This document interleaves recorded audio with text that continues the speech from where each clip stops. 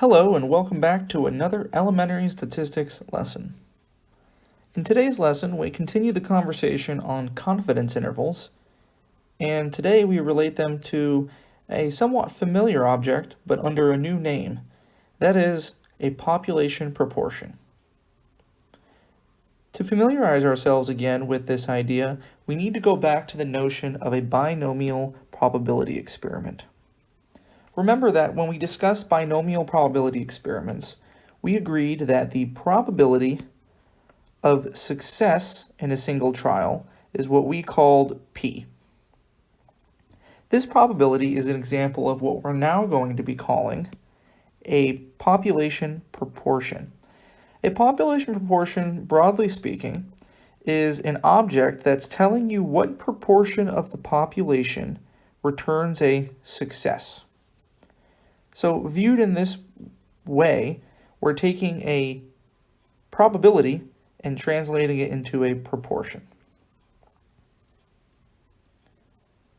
So in this section, what we're going to try to do is we're going to say, okay, given a large enough population where, for example, maybe you don't know what the actual probability of success is, but if you take some sort of a sample of that population, maybe you can compute what the probability of success is on that subset, on that sample. And the question is, can we use that information about the probability of success, now known as the population proportion, can we say something about the success in the sample and somehow extract from it an approximation to estimate what the success would have been in the overall population? To do that, we're going to build confidence intervals. We're going to start this conversation much like we did in section 6.1. We're going to begin with a point estimate. If you compare and contrast this section with section 6.1, you'll notice there are a lot of similarities. But the big difference is that in section 6.1, you might have built out point estimates for the mean. And the best point estimate we came up with was going to be the sample mean, x bar. In this section, since we're not talking about means anymore, that's no longer the statistic that we're interested in. We're now talking about proportions, otherwise known as the probability of success in a binomial probability experiment. We can't use things like x bar because means don't make a lot of sense right now. So we're going to kind of redo all the stuff we did in section 6.1, but in the context of probability experiments and the probability of success in a trial. So to begin with, we're going to define the point estimate for P, where P here again is the population proportion. We're going to declare the point estimate for P to be the probability, we're going to define the point estimate for P to be given by P hat. P hat is going to be, if we, instead of looking at the overall population, instead we pass to a sample of that population, and then we look at the probability of successes in the sample, that's going to be P hat, where if you haven't seen this notation before, that's how this is pronounced, P hat. And the way we compute that is exactly how you think you'd want to. What you're going to do is you're going to take the number of successes in the sample, x, and you're going to divide by however many data points were in the sample, n. That tells you the probability that you would have a successful trial in the sample. And of course, since in a binomial probability experiment, either trials are declared as successes or failures, and the probability that something happens is 1, we can then declare the point estimate for the population proportion of failures to then be Q hat, which is now going to be 1 minus P hat. To ground yourself in some sort of reality here, it might be fruitful to think of the following picture. There might be, if you had to write out your entire population, maybe if you drew it out two-dimensionally, it would look like this giant blob. This is going to be our population. It's entirely likely that when you look at a population that it is so large that determining the probability that you get a success in some sort of a binomial probability experiment, it might just be infeasible because your population is too big.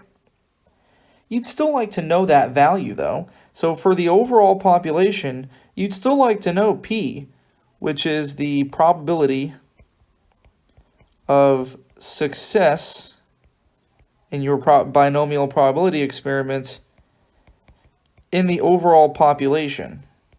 That's what P is without the hat. So what you do is you say, okay, if this population is too big and it's too unwieldy, like I have no idea how to proceed, my computer can't handle it, instead what you can do is you can carve out a small enough sample that you can handle. And so this is going to be our sample.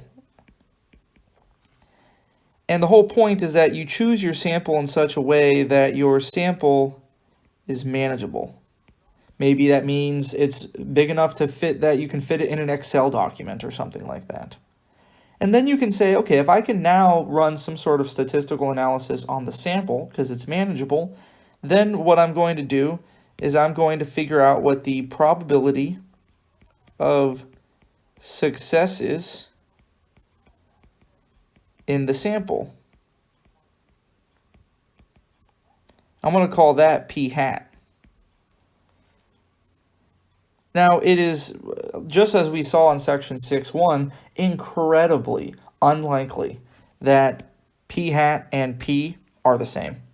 They'll be close, but they will, it is with probability almost zero that those are going to be the same value.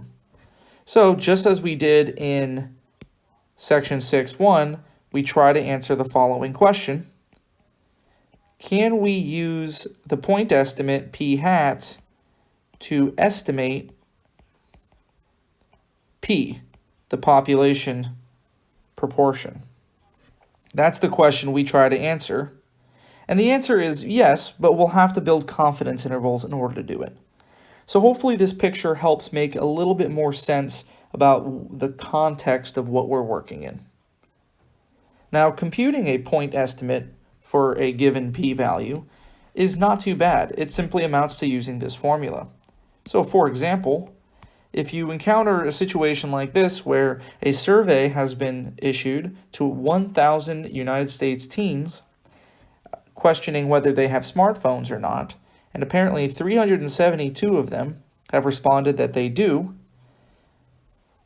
this is of course just a sampling of the teens in the overall United States.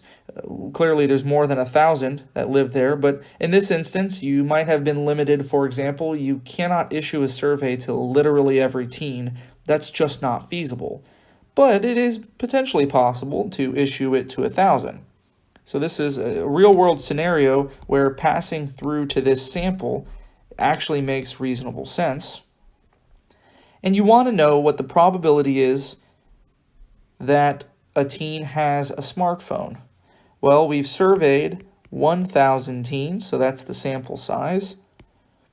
What we've determined is that the number of successes, X, inside of the sample is 372.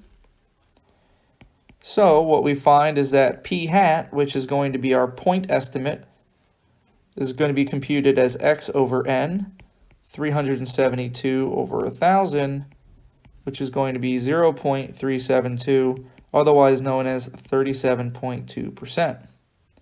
So the conclusion we have here is that in the sample, 37.2% of the teens have smartphones. However, this does not mean that 32.7% of teens in the nation have smartphones, but it's probably pretty close. So now we will try to build confidence interval around 37.2 that will allow us to reasonably and with some amount of confidence declare that the population proportion, that is the P without the hat, is somewhat close to 37.2.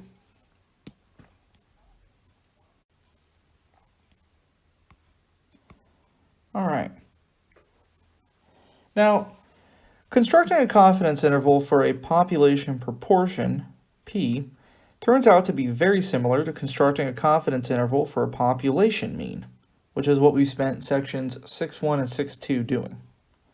The point to start with is, again, some sort of a confidence level C and a margin of error E.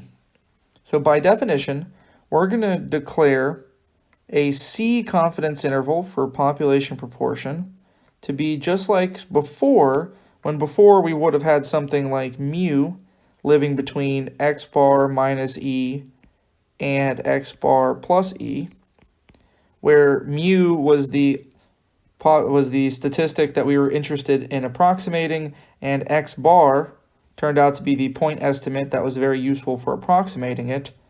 It's exactly the same situation we find ourselves in here. P is the population proportion we're interested in estimating, and P hat is exactly the point estimate for it. So this is very similar to what we had before, where here E, the margin of error, has a slightly different formula than what we had before. We still have Z sub C, which is the critical value for the standard normal distribution. However, instead, we now square root the product P hat Q hat, where P hat and Q hat, of course, are those point estimates for success and failure. And then we divide by the sample size N.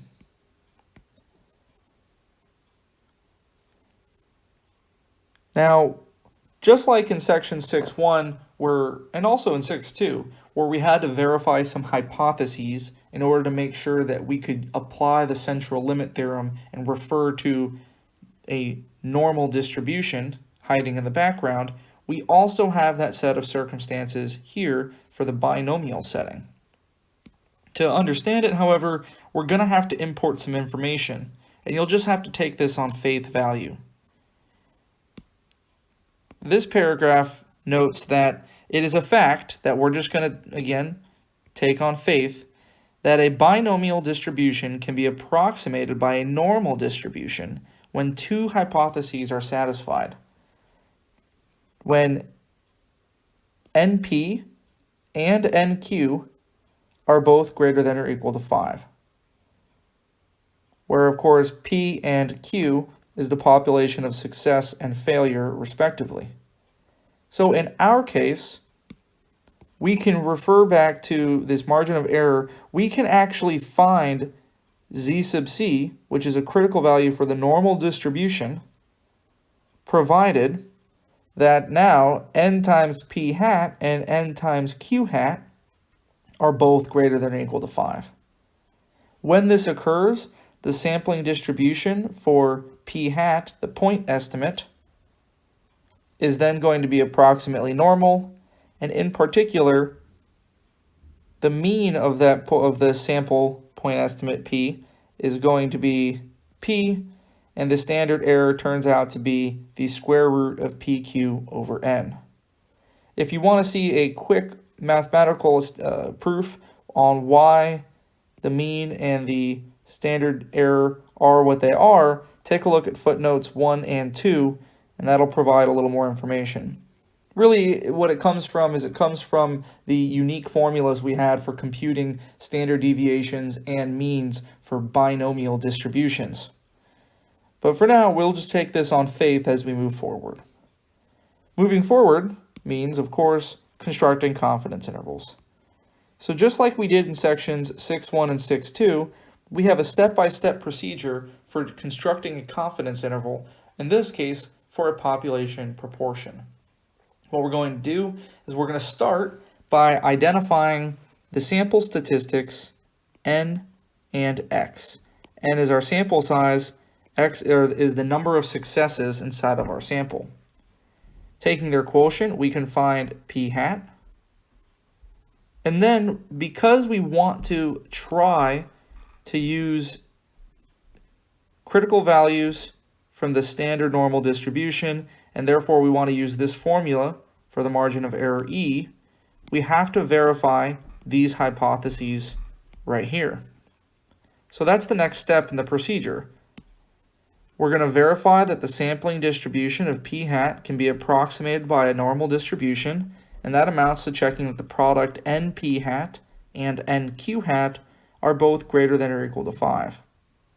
Once you are aware that the sampling distribution of p hat can be approximated by a normal distribution, then you can find the critical value z sub c corresponding to the given level of confidence. For this, we'll use the standard normal table, and the procedure will be very similar to what we encountered in section 6.1. Once you have all the data, you can then use this formula to find the margin of error, and then subtracting it or adding it to your point estimate p hat will then give you a left and a right bound on our confidence interval for the population proportion p. This all might seem like a lot, but again, it's a procedure that we can utilize in order to build out this confidence interval. As a result, let's take a look at a couple of examples in order to make sure that we can understand how this procedure is carried out.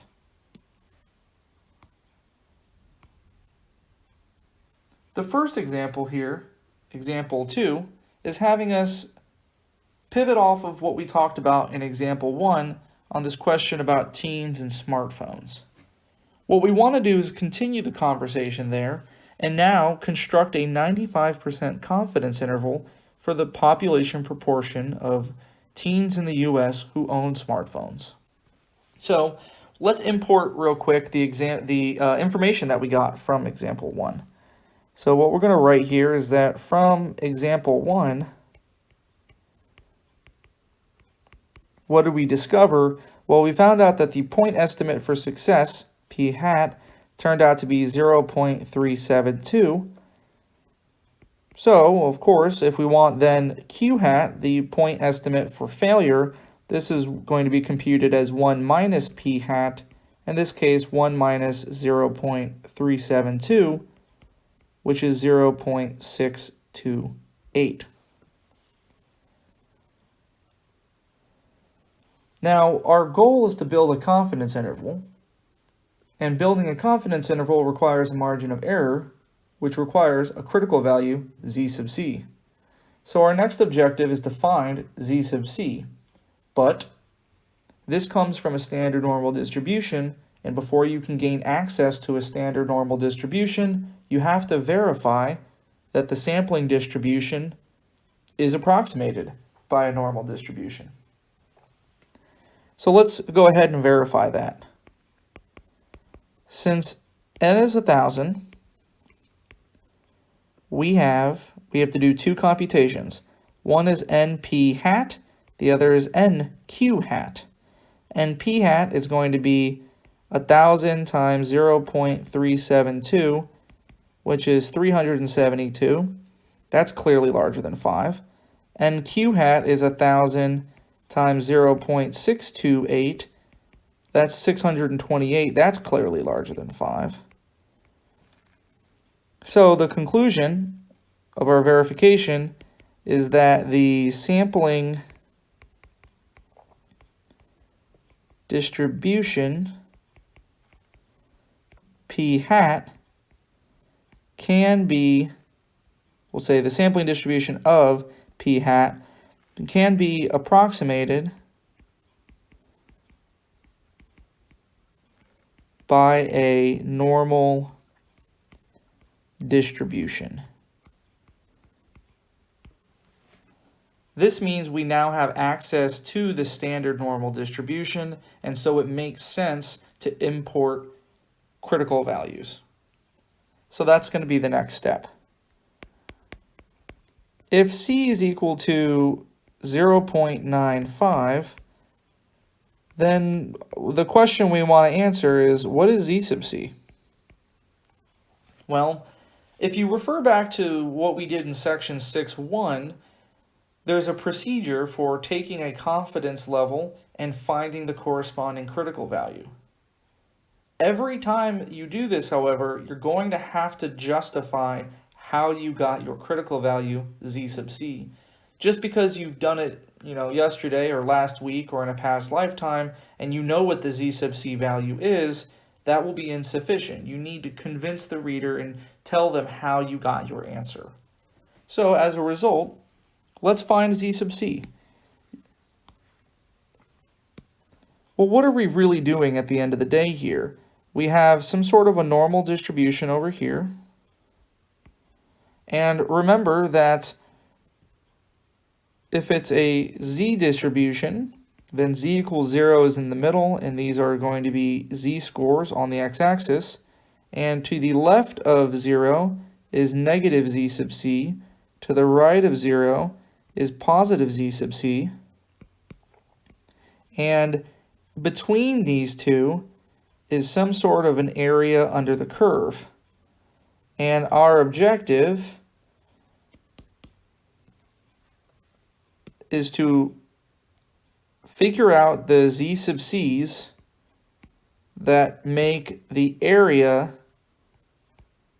of the shaded region here equal to c, which is 0.95.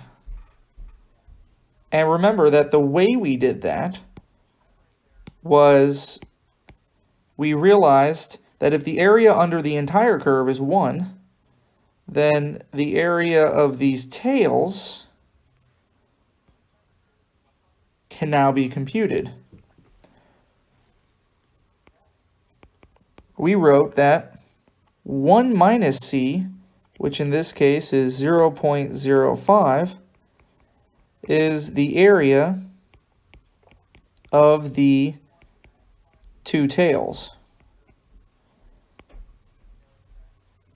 which implies that if we cut this in half, which means we get 0.025, this is the area of one tail.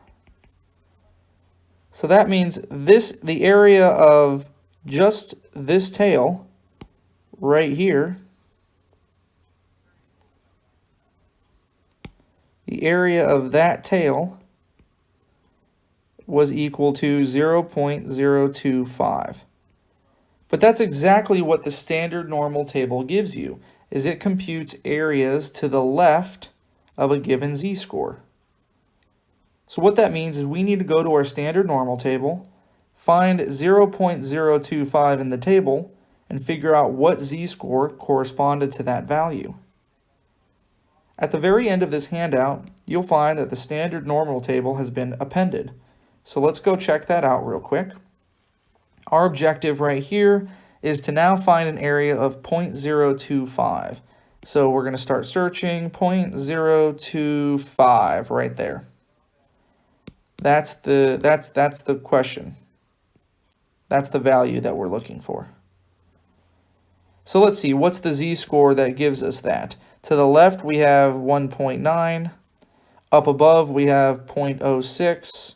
So if we go ahead and connect the dots there, the corresponding z-score we're trying to look for is z equals negative 1.96. So let's import that result back up above.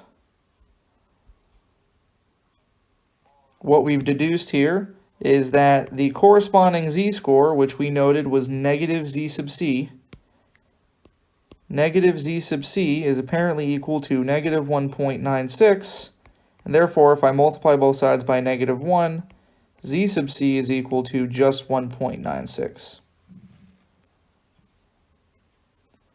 Now that we have the critical value for the given confidence level, we can now utilize the formula for the margin of error and figure out the following. E is going to be equal to, well, the formula says that when we're using the margin of error to build a confidence interval for a population proportion, the formula is z sub c times the square root of p hat times q hat over n. So in this case, it's going to be 1.96, and then inside the root, we're going to end up with 0.372 times 0.628 all over 1,000, and then we're going to take the square root of that, which if you compute that, you should get approximately 0.030. Now that you have E, we can figure out the left and right bound for our confidence interval by computing the point estimate p hat minus e, which will yield 0.372 minus 0.030, which is of course 0.342, and then the rightmost endpoint, p hat plus e, if you compute it similarly, you'll get 0.402, which tells us then that our population proportion p, which we don't know but we'd like to estimate, is going to live somewhere between 0.342 on the left and 0.402 on the right. Where, just like we did in the last few sections, we'd like to interpret this result for the non-mathematician. So we'll write that after we get this confidence interval, this is meaning that with 95% confidence, the population proportion of U.S. teens who own smartphones is between either 34.2% and 40.2%. So this is a complete example of how you might start with just limited information and then conclude some sort of a confidence interval about a population proportion. The next example on the next page is going to be very, very similar, and so it'll give us some additional practice with exactly the same moves that we made here.